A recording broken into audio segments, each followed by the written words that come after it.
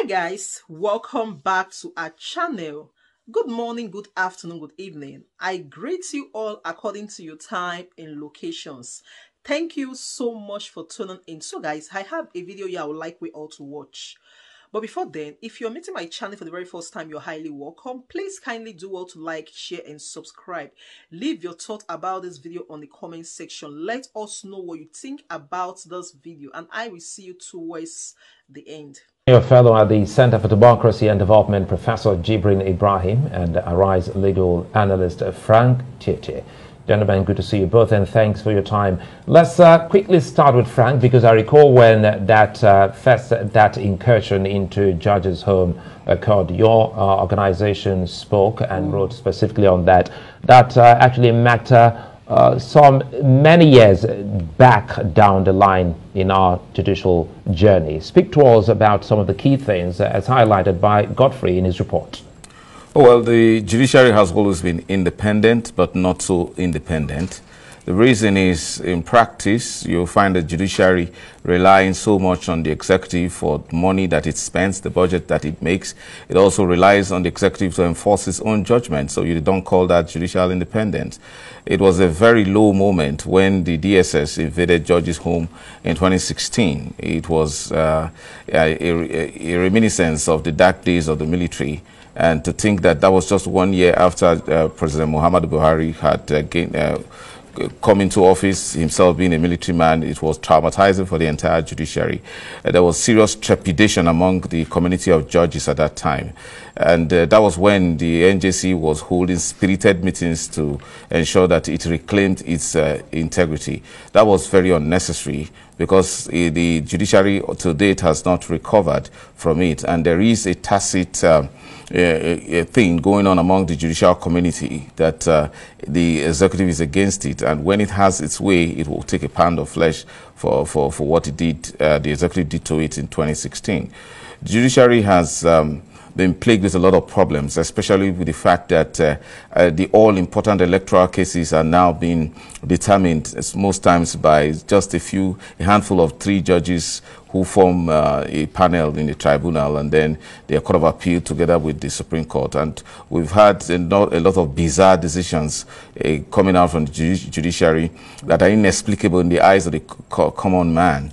However, it would have been better if the judiciary was left out of the electoral process, and the Waste Committee report would have actually put paid to a lot of the problems we are witnessing right now facing the judiciary. We now see an increasing demand for the judiciary to not determine who becomes president, who becomes governor, irrespective of the fact that we have poorly conducted elections, which also confer a sort of political power on anybody who has been declared. And then the latest mantra now in town is go to court, just go to court. However you want to get the power, just get it, and then it's left for the losers to go to court. Let them just go to court. All right, let's bring in Professor Jibrin Ibrahim. Good to see you. I mean, you were part of the Ways panel that came up with far-reaching reports. Give us a peep into the vital aspects of the Ways report that really should have addressed the present-day challenges that we're experiencing now with our electoral processes. Well, I think the first issue we emphasized was the independence of INEC itself. Essentially, we made the point that it has to have a chairman and national commissioners who go through a process that's open and competitive.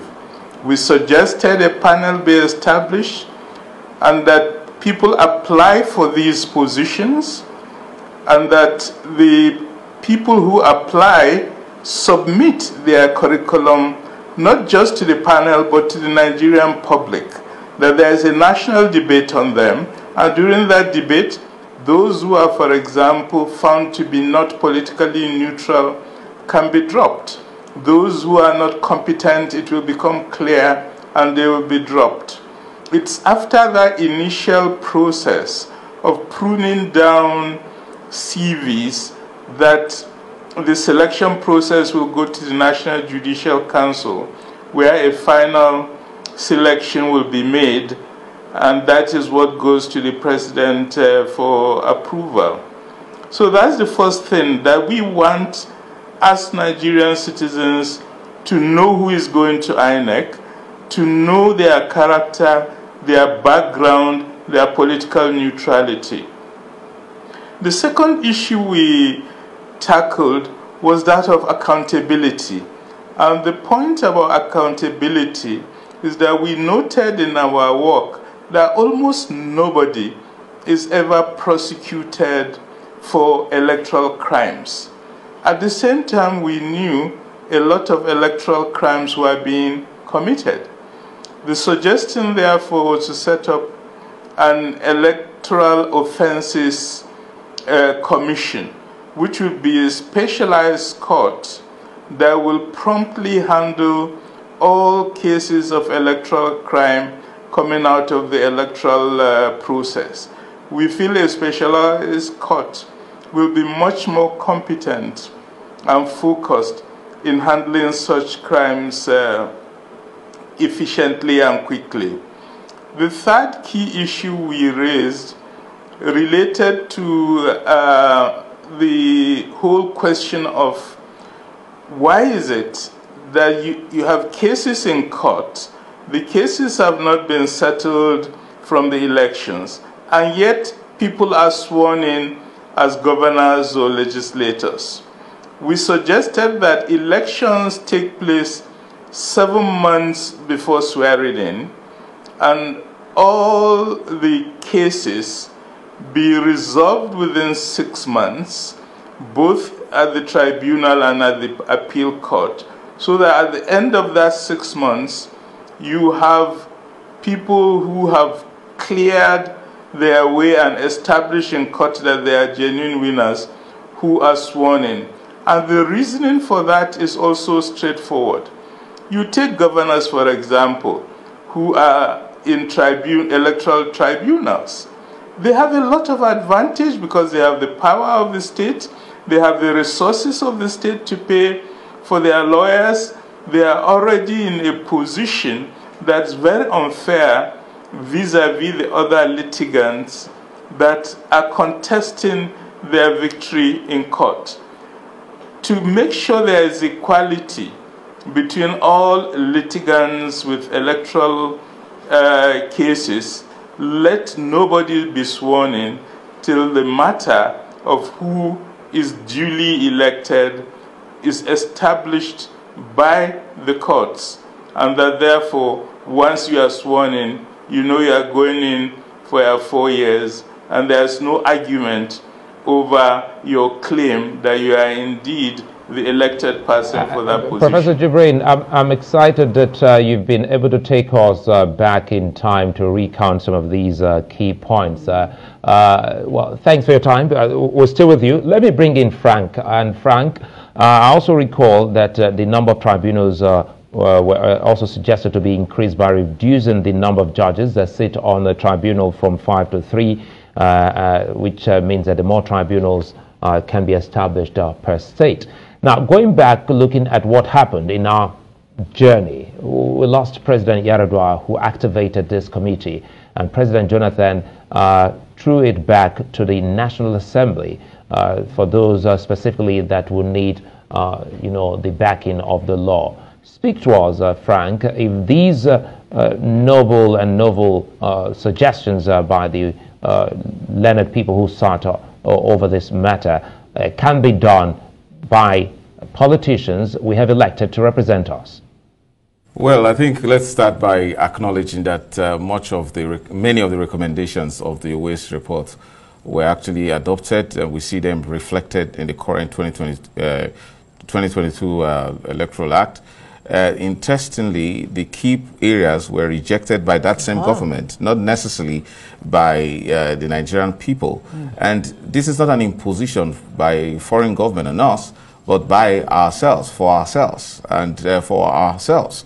Now, the idea is that those who run government, like I emphasized previously, is that they want to you know, maximize their opportunities, their shot at control of state resources for personal reasons. That is the only reason why a people will ever say that wherever anybody captures power by hook or crook, by vote buying, by electoral violence, by manipulation, by making servers not to work, by causing the IREV not to work, by ensuring that INEC fails, and then he gets one way or the other to be declared, will first of all be returned and then be sworn in and remain for a minimum of about 10 months before ever there will be a determination. That kind of sinister, you know, standard to be set and imposed on us by ourselves, it's inexplicable. But that is who we are, and that is what we wanted. Now, despite the fact that there was a report by some wise men who made it clear to us that this is the right thing to do, we have decided to throw that overboard. However, there had been some justification for that people should not be left without government at any time. But look at what the recommendations made.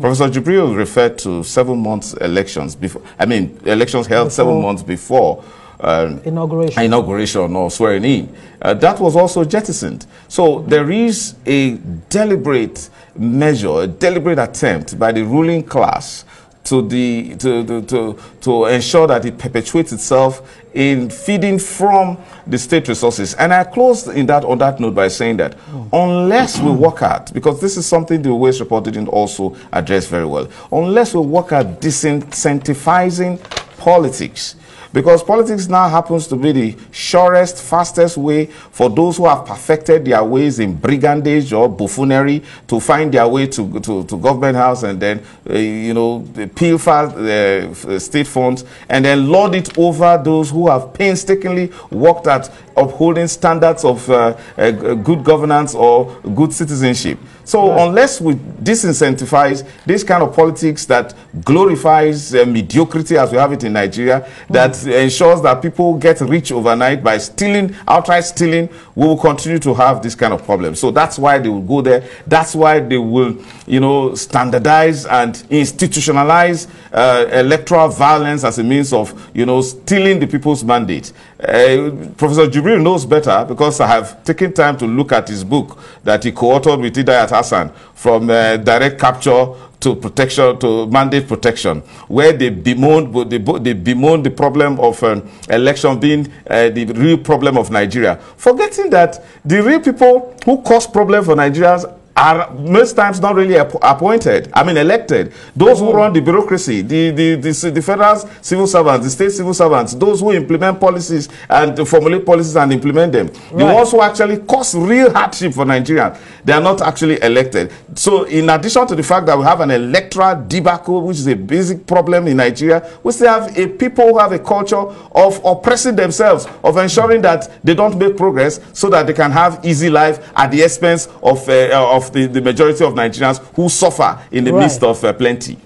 So, Professor Jibrin, how do we now change this culture of maybe impunity, for lack of a better word, that seems to reflect in every aspect of our lives, whether it's the judiciary you're talking about, our politics, and what have you? Let me quote what Bishop Kuka said to the judiciary. Let's address the issue of the judiciary now.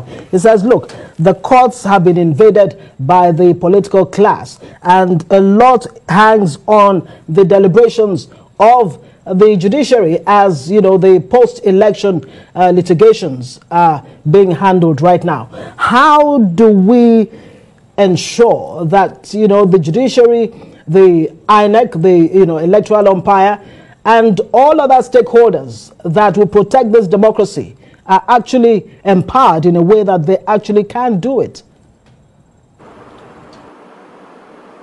I think it's very clear in this country that all areas of our society are affected by very high levels of corruption. And the reason why there's so much corruption in our society is that people who are corrupt do not get punished.